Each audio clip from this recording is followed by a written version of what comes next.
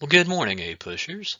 Purpose of this video is going to take a look at topic 8.13, and this is the environment and natural resources 1968 to 1980. This is actually going to include beginning of the environmental movement, a little bit of energy policy, a little bit of foreign policy, and because of that foreign policy connection that I can make in here, we're going to go ahead and include a Cold War update. So let's see what we can do. The last time that we checked into the Cold War between the United States and the Soviet Union, it was 1962, and it was the Cuban Missile Crisis. If you think back on that topic, or if you go back and look at some notes, you might remember the term mutually assured destruction, because the Cuban Missile Crisis represented the closest that anywhere in the world came to having an all-out nuclear war taking place.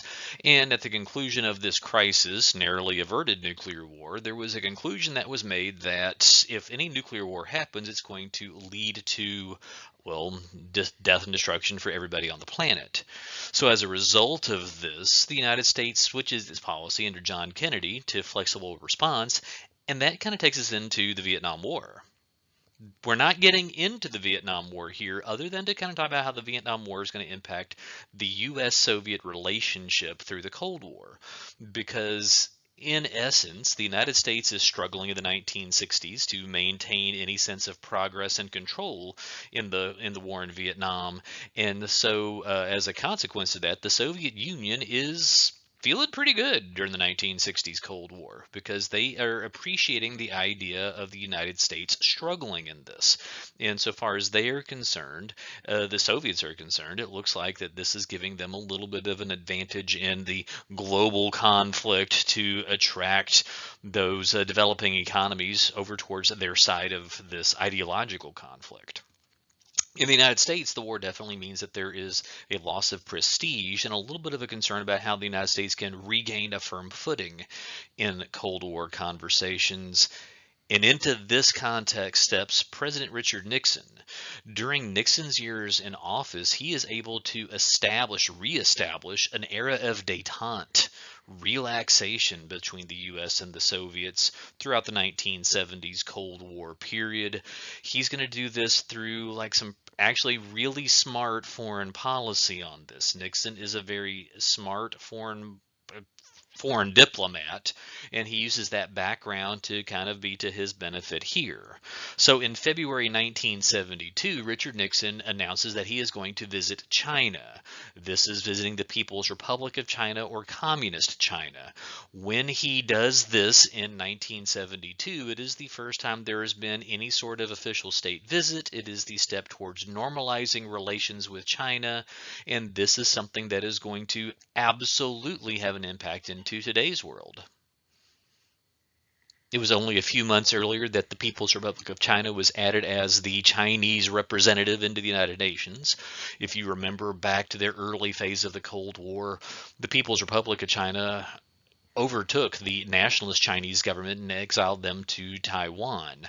Ever since that point, the Western European countries and the United States have been very slow to accept China as People's Republic as the official government of China.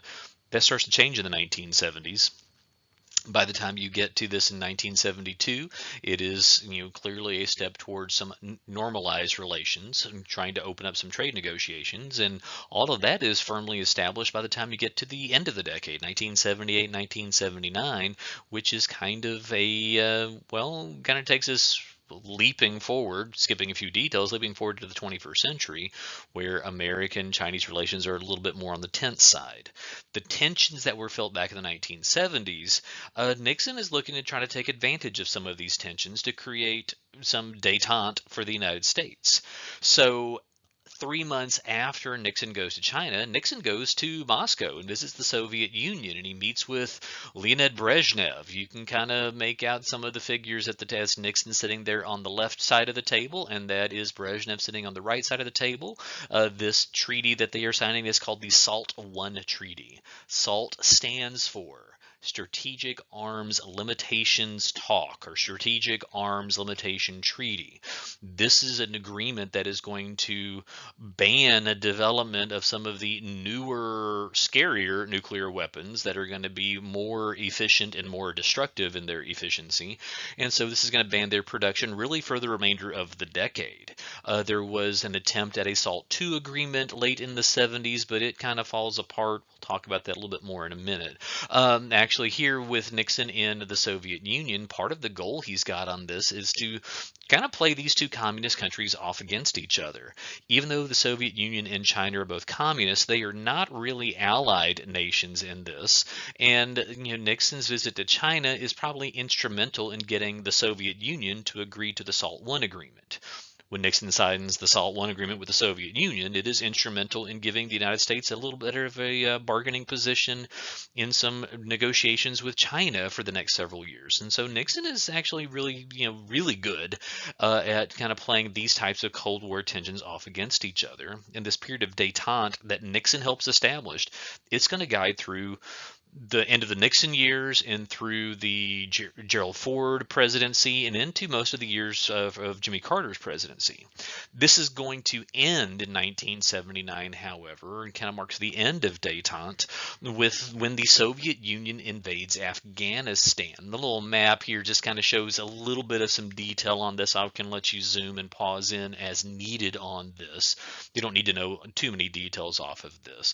The Soviets, as we kind of learn later on, the Soviet invasion is designed to try to take advantage of natural resources in Afghanistan, but in a manner of speaking, let's go short-term and long-term on this. Short-term on this invasion is that the United States is going to have to step away from ratification of the SALT II agreement, which was just kind of negotiated in 1978. In 1980, the U.S. Summer, not the U.S., the Summer Olympics were going to be held in Moscow. They were held in Moscow, but because of the invasion of Afghanistan, President Carter and the federal government, they announced a boycott of the Olympic Games, kind of causes some pretty sore tensions.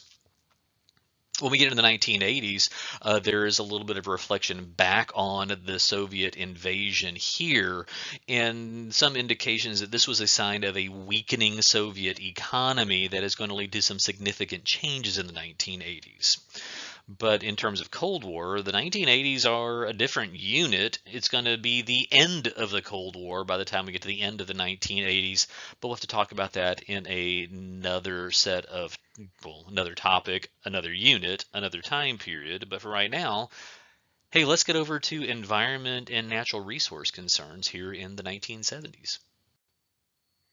So the 60s and 70s really kind of marked the beginning of the environmental movement, both in the United States and in Europe. The origins of this as a protest movement runs the same track as you get in youth protests and civil rights protests and anti-war protests. But when you get specific to environmental and natural resource concerns, you can kind of say all this starts back in 1962 with the publication of a book called Silent Spring by Rachel Carson. She has conducted research and she is publishing this book to kind of, expose the level of industrial pollution that is poisoning American water systems in different parts of the country. There are some growing concerns about this in certain areas of the country. I'm thinking Flint, Michigan, and Jackson, Mississippi as two specific 2023 locations in particular. But for Rachel Carson, she kind of points this out as an ongoing development. And I think it's something that we kind of take for granted in 21st century is like industrial pollution in the 1960s was actually a significant health concern for a large percentage of the American population. And Silent Spring, kind of a muckraking book, if you want to make that comparison to the progressive era, it kind of points out the problems, and it's going to leave it up to other people to, create solutions for these problems. So this is going to lead to a growing environmental movement in the 1960s and 70s that's going to include legislative and public efforts to combat pollution and protect natural resources.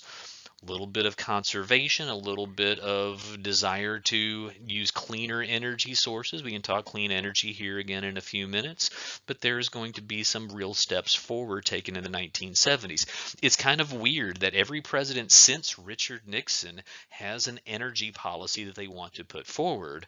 And every president since Richard Nixon, the energy policy includes trying to limit the reliance on fossil fuels. And it is, even though we are 50 or 60 years beyond all of this, there's still kind of that struggle to get to that point. So you can figure out, right, that we're talking about this being a very slow process with some resistance to this process. But in the early 70s, there are a couple of significant steps that happen. There's a new environmental program that is created that is called the Environmental Protection Agency. The EPA is essential in business regulations and industrial regulations, and this is started during the Richard Nixon administration. Nixon gets a kind of an interesting, some negative press when it comes down to Vietnam War and the Watergate scandal. More on those in other sections of notes, but here Nixon is a proponent of the EPA trying to do things to protect both conservation of lands and to promote restrictions of pollution getting into American air and American waters. In 1973, Congress passes the Endangered Species Act, which is still on the books today, classification system of trying to protect wildlife and classify species as either being endangered, on the watch list, on the safe list, trying to do things to protect the heritage of American wildlife, because that is something that, although it gets taken for granted in a lot of what we've talked about in class, it is something that is still on people's minds. Little footnote onto this slide of notes. When it says environmental problems and accidents, it occurs to me we haven't talked about accidents. So there are pollution industrial accidents that are going to create, really kind of unhealthy conditions kind of periodically through the 1960s and 70s. The only one to drop in by name is the 3 Mile Island accident. That is, we'll call it an incident, not an accident. It is a nuclear power plant outside of Pittsburgh, well, no, mid-state Pennsylvania, I suppose, where there is a threat of a nuclear meltdown that is narrowly averted.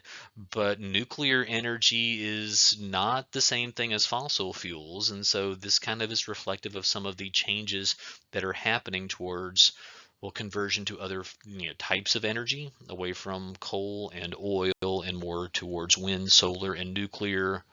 Well, let's go to this on the next slide.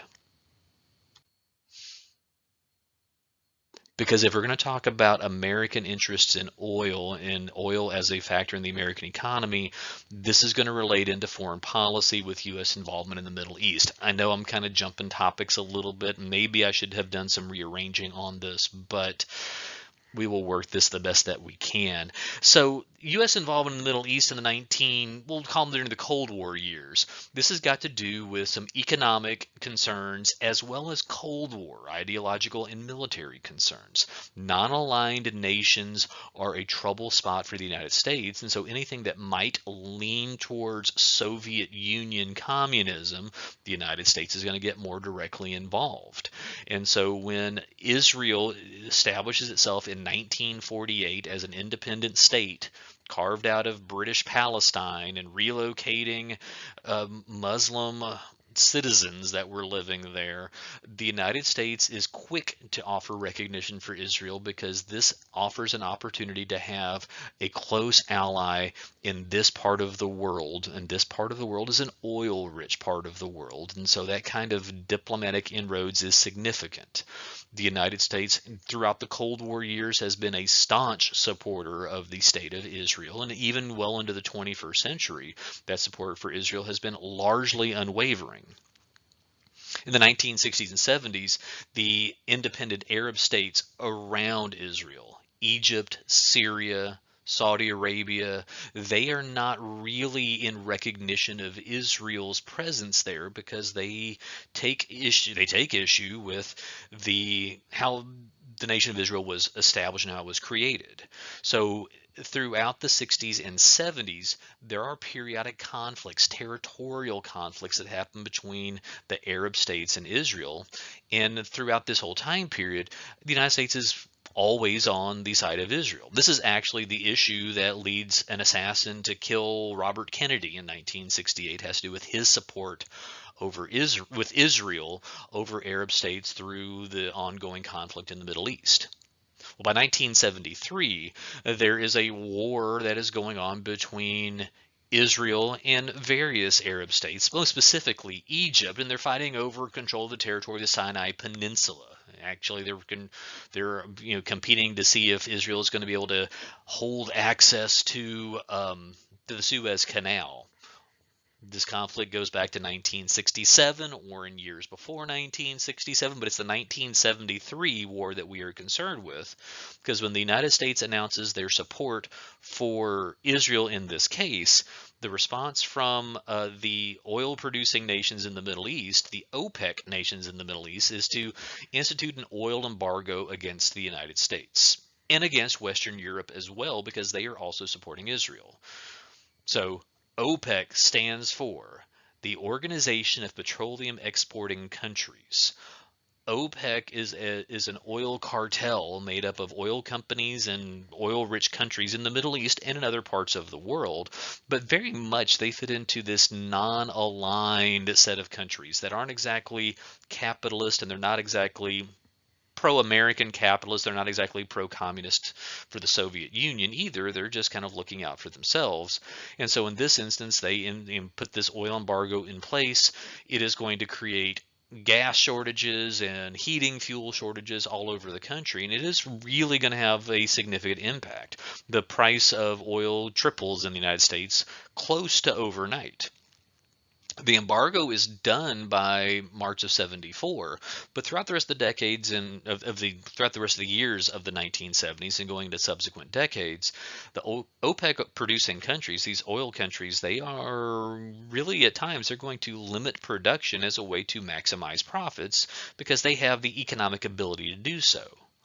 These ongoing, regularly occurring energy crises that come in are eventually going to spark attempts in the United States to create a national energy policy, to the point that under President Carter in 1977, the Department of Energy is going to be established and they're going to achieve a full cabinet position. And so this is really a strong step forward on this. Even into so pursuing wind energy and solar energy, and you can kind of see the symbols mixed in on this through the 70s and 80s, and still through today. The Department of Energy's job is to try to encourage some level of diversification of fuel sources without creating too much disruption to the economy. But as you get into the 21st century and you start talking about issues of climate change and global warming, the conversation gets a little bit more intense. For the 1970s, this conversation is really about trying to limit fuel costs. And this is something that is going to have an economic toll on the 1970s. And it's just yet another reason that the 70s are going to struggle to be a decade that sees much positivity for the United States. Thanks for listening.